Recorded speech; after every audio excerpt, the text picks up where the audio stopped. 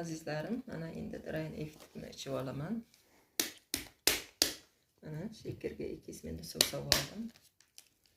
Tasdik solib ichib olaman.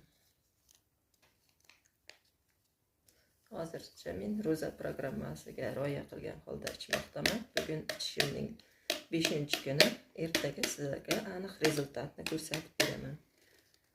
Drain Effect bu ozish jarayonining birinchi qadami bo'lib, tanangizdagi keraksiz yig'ilib qolgan suyuq bakteriyalarni chiqarib beradi. Shuni hisobiga sizda ozish jarayoni tezlashadi. Ya'ni metabolizmni yaxshilab, buyrak ishlash faoliyatini ham yaxshilab beradigan mahsulotimiz hisoblanadi.